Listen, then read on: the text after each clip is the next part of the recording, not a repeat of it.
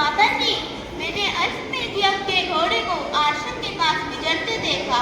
उसके खाने पर चुनौती दिखी थी कि जो कोई इस घोड़े के सामने मस्तक नवाएगा वह श्री राम की शरण पाएगा, और जो इसे पकड़ेगा उसे उन्होंने युद्ध के लिए ललकारा था। तो अपना क्षत्रिय धर्म समझकर मैंने उसे पकड़ लिया। फिर क्या? उनकी सेनापति सब एक एक कर ढेर हो गए। फिर क्या? शत्रुघ्न आए, उनको मूर्छित कर मैंने रण में ही सुला दिया। फिर लक्ष्मण जी आए, उनसे युद्ध हुआ। फिर क्या ठंडा ठंडा सुना रहे हो कुछ भैया? माता जी, युद्ध नहीं हुआ, घमासान युद्ध हुआ। हमने उन्हें मूर्छित कर दिया। फिर वहाँ भरत जी आए और उनके साथ महाराज सुग्रीव और महाबली हनुमान भी आए। फिर हनुमान जी तो बड़े वीर कहलाते हैं, परंतु भैया की वीरता देखकर वह ऐसे चकाचौंध हो गए और हमारे पास ऐसे बन गए जैसे गाय का छोटा सा बछड़ा बन जाता है। नहीं, हाँ, और फिर भरत जी और सुग्रीव महाराज ने एड़ी चोटी की शक्ति लगा दी, परंतु गुरुदेव के प्रदान किए गए अस्त्रों ने उन्हें भी धराशायी कर दिया। फिर महाराज राम वहाँ स्वयं आ गए। क्या? महाराज राम स्वयं वहाँ थे और तुम दोनों ने उन पर धनुष उठा लिया? नहीं, हम धनुष उठाए तैयार थे, परंतु वे ही युद्ध से आनाकानी कर रहे थे। फिर हमसे कहने लगे कि तुम दोनों को देखकर बाण चलाने की इच्छा नहीं होती, तुम्हें प्यार करने की इच्छा होती है। फिर मैंने उन्हें कहा, महाराज केवल बातें ना कीजिए, युद्ध कीजिए, युद्ध। परंतु जैसे ही युद्ध होने लगा गुरुदेव आ गए और फिर उन्होंने तो युद्ध होने ही नहीं दिया। प्रभु का कोटि कोटि धन्यवाद कि तुम लोग महान पाप से बच गए, महान पाप से बच गए।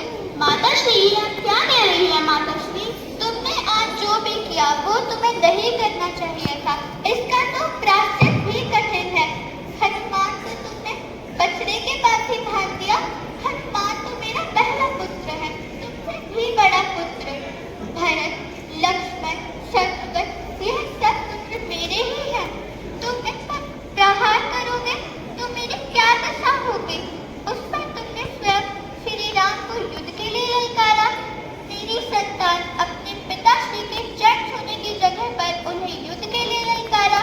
मेरे लिए इससे लज्जाजनक बात और क्या हो सकती है?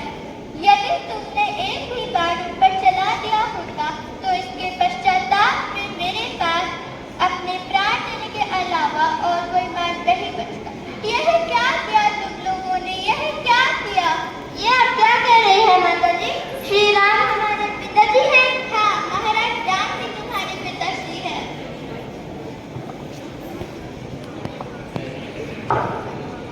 हाँ पुत्री, देवी सीता सत्य कह रही है। महाराज राम ही तुम्हारे पिता है। तो क्या आप ही वो अभागी सीता है जिन्हें महाराज राम ने वन में त्याग दिया था? जिसके प्रति श्री राम को उससे अभागी नहीं कहते। मुझसे अधिक भाग्यवान और कौन होगा कि मैं उनकी पत्नी हूँ जिनकी तीनों लोगों में पूजा होती है। तो ये बात आपने हमसे आज तक क्यों छुपाई माता जी? क्यों? हर बात के प्रकट होने का उचित समय होता है। इससे पहले ये बात प्रकट हो जाती तो तुम्हारी माता के लिए कोई भी सुख सुविधा से रहना असंभव हो जाता।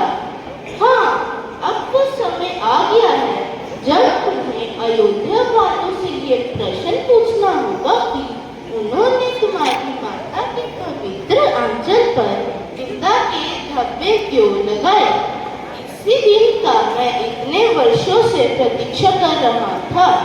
अब तुम्हें अयोध्या जाकर घर घर में सीता की करुण कथा सुनाकर अपनी माता के पवित्र आंचल पर लगे हुए गीता के धब्बों को अयोध्या वालों के आंसू से धोना होगा।